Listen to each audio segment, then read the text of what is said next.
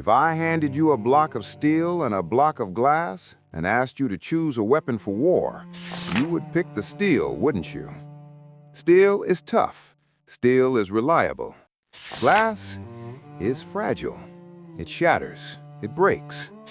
But what if I told you that nature created a type of glass that is infinitely sharper than the best steel on Earth?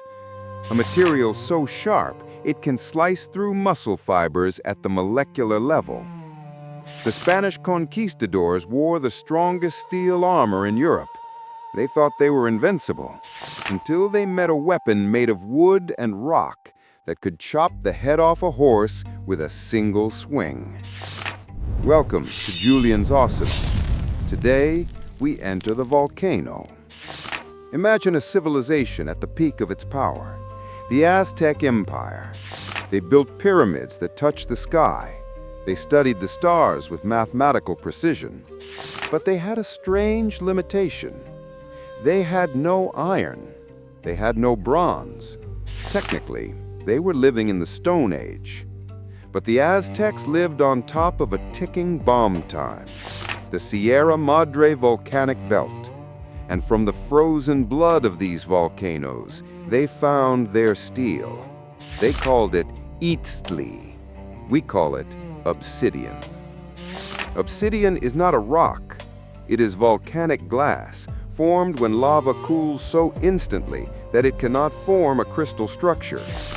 While European blacksmiths were enslaving themselves to furnaces, beating hot iron, the Aztec warriors simply looked at the ground, picked up a piece of the mountain, and turned it into the deadliest chainsaw in history. This is the story of the Macuahuitl. Let's get scientific for a second. Why is obsidian so scary? When you sharpen a steel knife, under a microscope, the edge looks like a saw. It is jagged and rough. But when you fracture obsidian, it breaks down to a single molecule. It creates the sharpest edge known to physics. It is 500 times sharper than a modern razor blade. If I cut you with a razor, you bleed. If I cut you with obsidian, the cut is so clean, your nerves might not even register the pain until you see your own blood on the floor. The Macuahuitl looks like a cricket bat made of oak, about a meter long. But along its edges, the Aztecs carved grooves. Into these grooves, they glued prismatic blades of obsidian using turtle dung and tree resin. Unlike a European broadsword, which is one solid piece, the Macuahuitl is modular. If a blade breaks, you replace it. But the genius lies in the spacing. The gaps between the blades creates a serrated effect. When it hits flesh, it doesn't just slice, it rips, it tears. It acts like a shark's jaw dragging across your skin.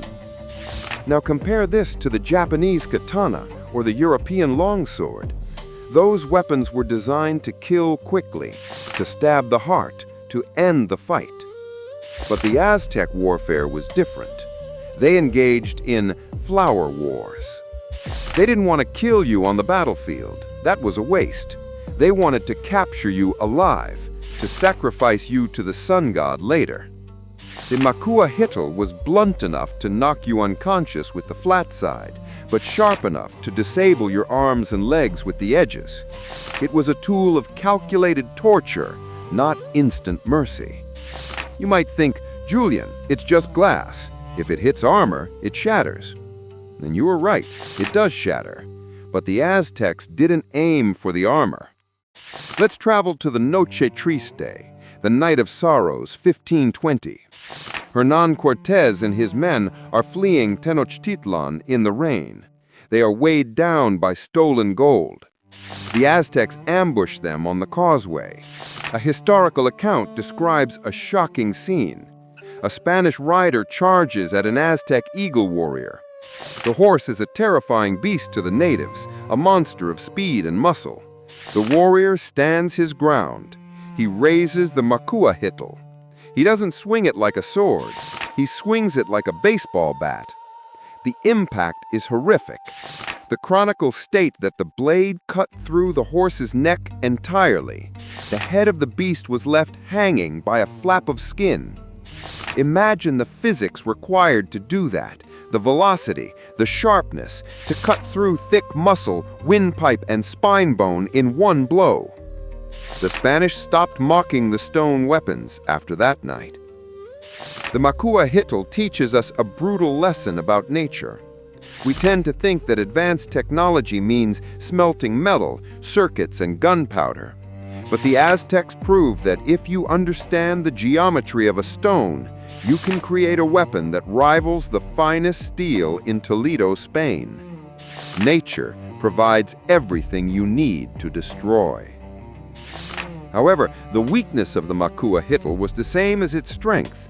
It was fragile, it could not be repaired in the heat of battle, and eventually, steel won. But for a few centuries, the warriors of the sun held the sharpest edge on the planet.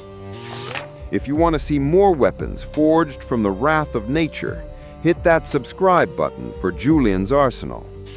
Next week, we are leaving the volcanoes and diving into the ocean. We will look at a sword from Hawaii, lined not with stone, but with the teeth of dead sharks. The Mano. I am Julian. Stay sharp.